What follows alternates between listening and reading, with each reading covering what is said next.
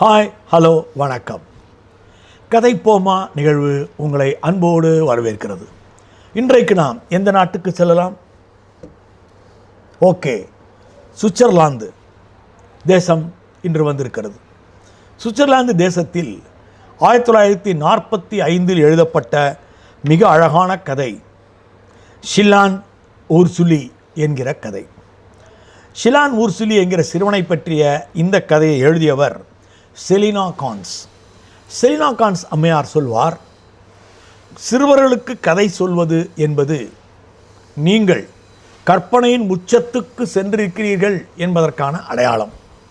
ஒரு மனித சமூகம் தன்னுடைய கற்பனையின் ஆக உச்சத்தை தொட வேண்டுமென்றால் சிறார் கதைகளை சொல்ல வேண்டியிருக்கிறது என்பது மதிப்பிற்குரிய செலினா கான்ஸ் அம்மையாரின் அழகான கூற்று. இப்போது நாம் அந்த கதைக்குள் செல்வோம். சுவிட்சர்லாந்தில் பனிகாலத்தில் எல்லா மலைகளிலும் பனிமூட்டம் மட்டுமல்ல, ஸ்னோ என்று அழைக்கப்படுகின்ற அழகான வெள்ளை பனிகள் போர்த்தப்பட்டிருக்கும். இந்த வெள்ளை பனி போர்த்தப்பட்டிருக்கின்ற அந்த நாட்களில் வசந்த காலத்தை வரவேற்கின்ற ஒரு திருவிழா நடைபெறும். திருவிழாவில் யார் கையில் மிகப்பெரிய மணி இருக்கிறதோ அவர்கள் ஒரு அழகான ஒரு பரேட் என்று அழைக்கப்படுகின்ற அணிவகுப்பை முன்னால் இருந்து அழைத்து செல்ல முடியும். அப்படிப்பட்ட வாய்ப்பு யாருக்கு கிடைக்கிறதோ அவர்களை எல்லாம் தலைமை பண்புள்ளவர்கள் என்று பாராட்டுவார்கள். ஆனால் நம்முடைய ஊர்சுலி என்கின்ற இந்த சிறுவன் கையில் குட்டியாக ஒரு மணி இருந்தது. என்னடா இது என்று நொந்து போயிருந்தான். அப்போது ஒரு தண்டோரா போட்டார்கள். மலையின் உச்சியில் ஒரு பிரம்மாண்ட மணி இருக்கிறது, அதை முதலில் எடுத்துக்கொண்டு வருபவர் இன்றைய நம்முடைய அணிவகுப்பு மரியாதையை வழிநடத்துவார் என்று. எல்லாரும் மலை மீது ஓடினார்கள். அப்போது ஊர்சுலி யோசித்தான். அவன் தினந்தோறும் அவன் வேலையே மலையை சுற்றி திரிவதுதான். அவனுக்கு குகைகளுக்குள்ளேயும் மலைகளின் மிகவும் இறுக்கமான பாறைகளுக்கு நடுவிலேயும் ஓடுகின்ற பல பாதைகள் தெரியும். எனவே அந்த பாதைகளை எல்லாம் மிகவும் சாமர்த்தியமாக கடந்து அவன் மேலே செல்வான். சற்று தூரத்தில் மேலே செல்கின்ற பொழுது ஒரு இடத்தில் ஒரு கரடி மோசமான காயங்களோடு விழுந்து கிடக்கும். அவன் மணியை மறந்துவிட்டு அந்த கரடியை தூக்கி நிறுத்தி அதன் கால்களிலே தன்னால் முடிந்த வைத்தியத்தை பார்த்து முள்ளுகளையெல்லாம் எடுத்துவிட்டு அதற்கு பணிவிடை செய்வான். ஆகா, எதற்காக வந்தேன் என்றே மறந்துவிட்டது என்பான். எதற்காக வந்தாய் என்று அந்த கரடி கேட்கும். அவன் சொல்வான், மேலே இருக்கும் பெரிய மணி, அதை எடுத்துக்கொண்டு போக வேண்டும் என்பான். இவ்வளவுதானே, என் முதுகில் ஏறிக்கொள் என்று சொல்லும் அந்த கரடி கடகடவென்று 2 தாவலில் மேலே வந்து விடும். மற்றவர்களெல்லாம் வருவதற்குள் ஊர்சுலி அங்கு போய்விடுவான். அழகாக அந்த பெரிய மணியை எடுத்து அடிப்பான். கீழே வருவான். அன்றைய ஆண்டின் அணிவகுப்பை சிறப்பாக அவன் வழி நடத்துவான்.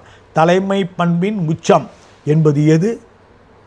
உண்மையிலேயே கடினப்படுபவர்கள், விபத்திலே விழுந்து கிடப்பவர்கள், காலில் அடிபட்டவர்களை எல்லாம் சரி செய்து உடன் முதலுதவி கொடுத்து அவர்களை பராமரித்து அதன் பிறகு தன் வேலையை பற்றி நினைப்பதுதான் உண்மையான தலைமை பண்பு என்பதை இந்த கதை சொல்லித்தரவில்லையா?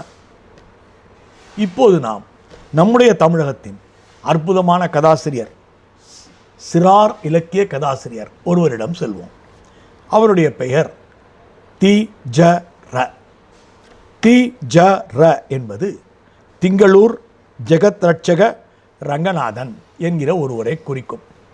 இந்த தி.ஜ.ர 1901ஆம் ஆண்டிலே திருவாயாருக்கு பக்கத்தில் திங்களூர் என்கிற ஒரு ஊரிலே பிறந்தார். இவர் அப்பா ஒரு கர்ணமாக இருந்தவர்.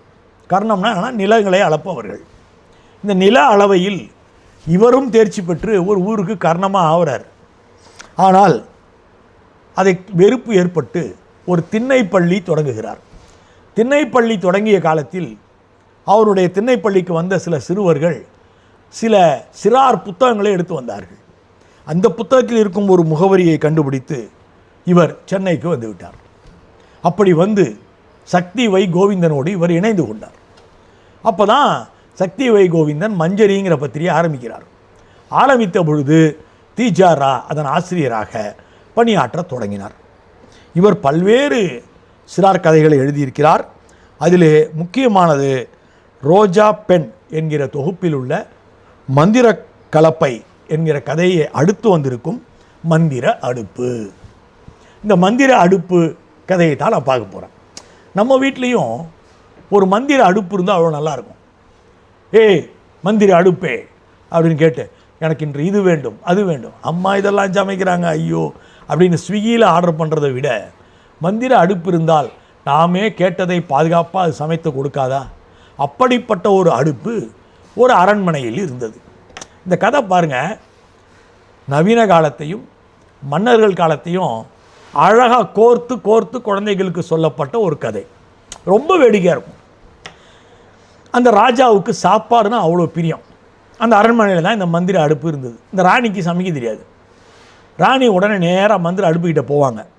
மந்திர அடுப்பே டும் டும் டும், ராஜாவுக்கு விருந்து சமைத்து வை அப்படிம்பாங்க. உடனே அந்த மந்திர அடுப்பு எத்தனை வகையான உணவு அப்படின்னு கேட்கும். 26 அப்படின்னு வாய்க்கு வந்து அதை சொல்லுவாங்க. 26 வகையான உணவு சமைத்து அது தயாராக வச்சுருவோம். இந்த அம்மா வந்து போடுவாங்க. ராஜா மகிழ்ச்சியாக சாப்பிடுவார். ராஜா உடனே சொல்லுவார், நாளைக்கு எல்லா இளவரசர்களுக்கும் விருந்து சொல்லிட்டு போவார். எவ்வளோ பேர் வந்தால் என்ன பிரபுவே, நான் பார்த்து கொள்கிறேன் அப்படிம்பாங்க அந்த ராணி. அவர் அந்த பக்கம் போனப்புறம் அடுப்பே டும் டும் டும், நாளை இளவரசர்களுக்கு விருந்து சமைத்து வைப்பாங்க. எத்தனை வகை உணவு? 146 உணவையும் சமைச்சிடும். இப்படி இருக்கும் பொழுது ஒரு நாள் ஒரு ராட்சசன் அப்படியே அது வழியாக வரான். வந்தவன் அரண்மனைக்குள்ளே வந்துட்டான். வந்துட்டு மந்திர அடுப்பை தூக்கிட்டு போட்டான். ராணிக்கு என்ன பண்ணுறதுன்னு தெரியல. கையும் ஓடல காலும் ஓடல. இளவரசன் முடியாரான். ஏமா அழுது நடக்கிற? அடுப்பு போச்சுரா, உங்கள் அப்பாவுக்கு தெரிஞ்சால் என்னை தொலைச்சிடுவார். இரு பாப்போம் இரு. அவங்க அப்பா வரார். அவங்க அப்பா வந்து இன்றைக்கி சமைக்கலை அப்படின்னு அந்த அம்மா சொல்லுது. என்னது சமைக்கலையா? அட பாவிகளா அப்படின்னு சொல்கிறார். சொல்லிவிட்டு இந்த மகாராஜா சரி சரி ரேடியோவாவது போடு அப்படிம்பார். அரண்மனையில் எழுதுகிற ரேடியோ அதெல்லாம் நீங்கள் கேட்கவே கூடாது. ரேடியோவை போடுவாங்க. ரேடியோவை போட்டோடனே ஒரு முக்கிய அறிவிப்பு, இது ஒரு விளம்பரம் அப்படின்னு சொல்லிவிட்டு டான் டொடைன் மியூசிக்கோட மந்திர அடுப்பை சமைக்க தெரிந்தவர்கள் யாராவது இருந்தால் உடனடியாக தொடர்பு கொள்ளவும் அப்படின்ட்டு அந்த ராட்சசன் தன்னுடைய முகவரியை கொடுத்துருப்பான். வந்தால் சமைத்தால் கொடுத்தால் வெகுமானம் காத்திருக்கிறது அப்படின்னு சொல்லி அந்த விளம்பரம் முடியும். உடனே இளவரசன் நான் போகிறேன், நான் பார்த்துக்கிறேன் அப்படின்னு கிளம்பிடுவான். கிளம்பி நேராக அந்த இடத்துக்கு வருவான். அவன் வந்ததும் ராட்சசன், டேய் யாரா நீ? நான் ஒரு இன்ஜினியர், நான் வந்து இந்த மந்திர அடுப்பை நான் சரி செய்ய வந்திருக்கேன். எதில் வந்தேன்? விமானத்தில் வந்தேன். பார், நான் ஸ்பெஷலாக எனக்குன்னு ஒரு ஃப்ளைட் வச்சுருக்கேன் அப்படின்னு காட்டுவான். அதை பார்த்து இவன் அசந்துருவான். ஓ இது பறக்குமா? ஆமாம். அப்போ நீ இன்ஜினியர் தான், உள்ளவா போ அடுப்புக்கிட்டேன்னுவான். அடுப்பே டும் டும் டும், ராட்சசனுக்கு உணவு சமைத்து வை அப்படின்வான். எங்கேயோ கேட்ட குரலாக இருக்க அப்படின்ட்டு அந்த மந்திர அடுப்பு உடனே எத்தனை வகை உணவு? 80ன்னுவான். அந்த உணவெல்லாம் பார்த்துட்டு ராட்சசன் அவன் ஒரு சரியான பக்கிப்பே. சோத்தை கண்டு ரொம்ப நாள் ஆச்சு போகுது. சாப்பிட்றான் செமத்தியாக சாப்பிட்டு படுத்துட்டான். தூக்கம் சொக்குது அவனுக்கு. உண்டவனுக்கு இல்லையா, தொண்டனுக்கும் உண்டால் தூக்கம். தூங்கிட்டான்.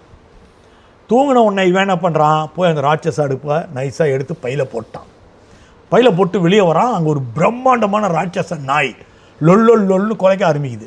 ஆஹா, இந்த நாய் குலைச்சா அவன் வந்துடுவானே அப்படின்ட்டு அடுப்பு எடுத்து கீழே வச்சு டும் டும் டும், அடுப்பே உடனடியாக சமை, நாய்க்கு விருந்து. எத்தனை வகை உணவு? 8 வகை உணவு.